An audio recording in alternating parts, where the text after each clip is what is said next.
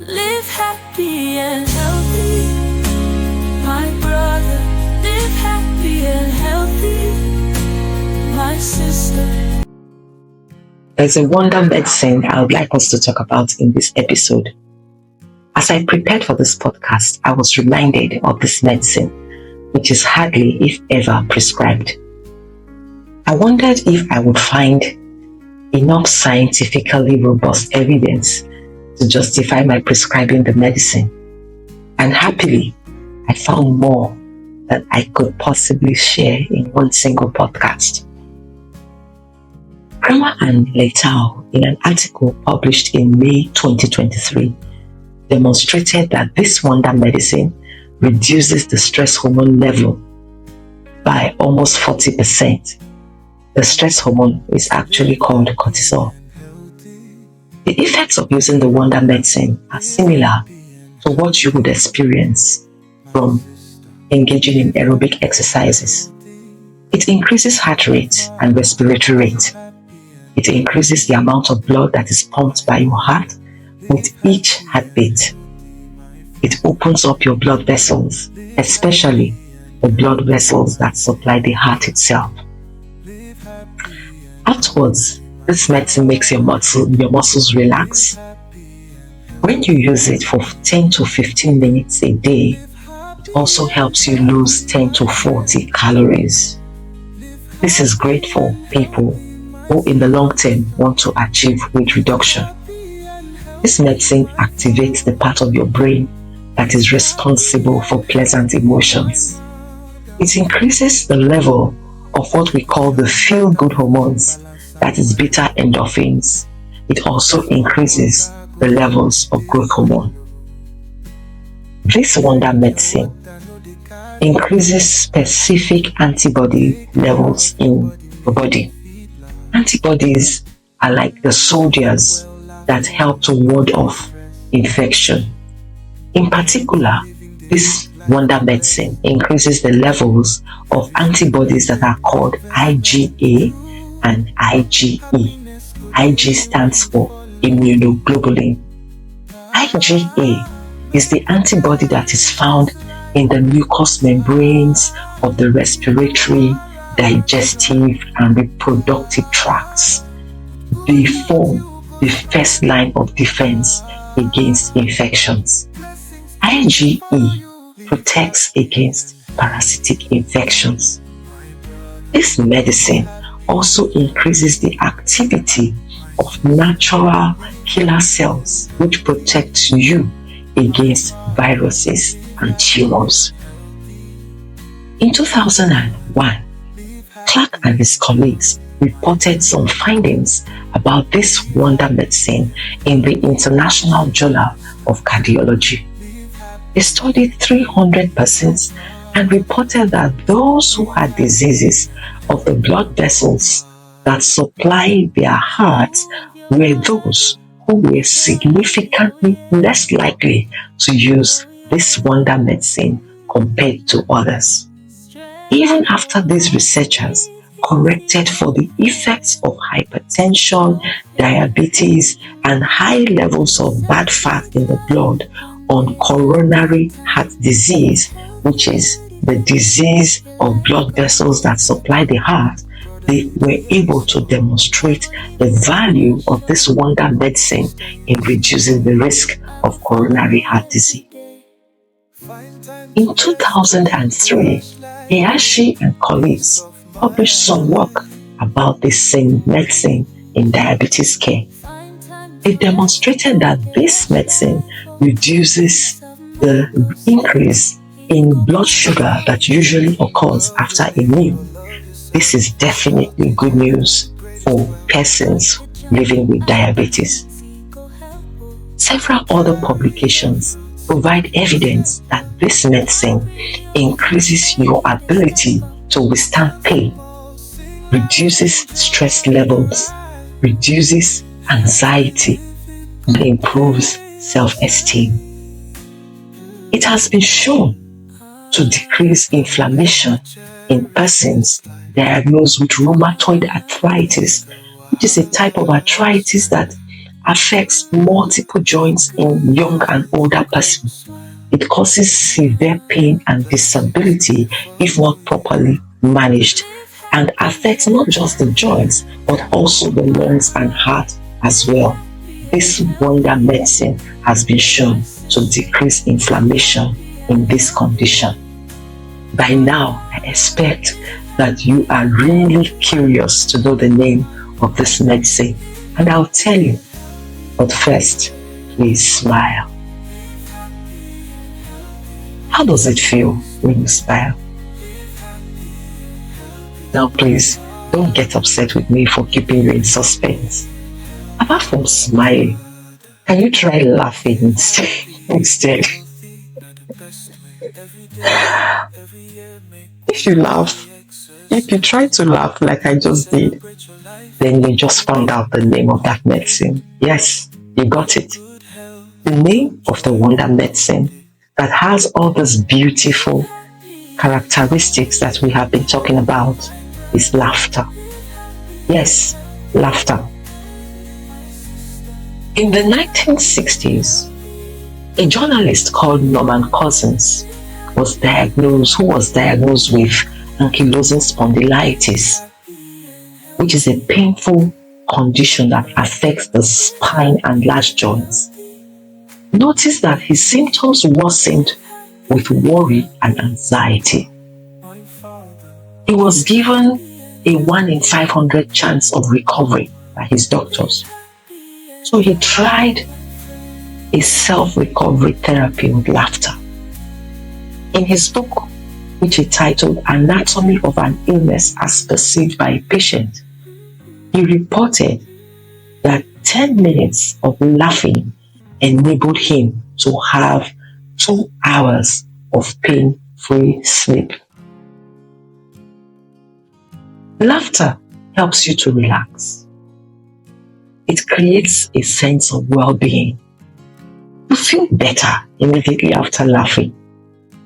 Laughter simplifies complex situations and strengthens relationships. It improves your brain health, your heart health, your immune function, and all-round wellness. Laughter actually makes you look younger. And to add on that, laughter costs you absolutely no money. In medicine, when we teach doctors how to prescribe, we teach them several right things to do. For this wonder medicine called laughter, we'll talk about 8 rights. Laughter is the right medicine. Regarding the right person, you and everyone else who chooses to activate this life-giving medicine are right. The right dose and frequency is at least once a day. Laugh for 10 to 15 minutes. Do this more often if you can. Regarding the right route or route, let laughter come from your belly as much as you can, rather than from your throat or chest. The right time to laugh. Ecclesiastes chapter 3 verse 4 says, there is a time to weep and a time to laugh. Good as laughter is, you don't want to go into a place where people are grieving and bust out laughing. Regarding the right reason or indication for laughter, laughter should be for health and happiness. You shouldn't laugh in mockery or sarcasm. For as for all prescriptions, the right thing to do is to document. And it would be great for you to keep a record of how well you are doing with using this wonder medicine, and also to track your progress, which would lead us to the 8th right, which is the right response. Regarding the laughter prescription, the precaution to be taken is to ensure that there is no food or water in your mouth when you laugh, so that you don't choke.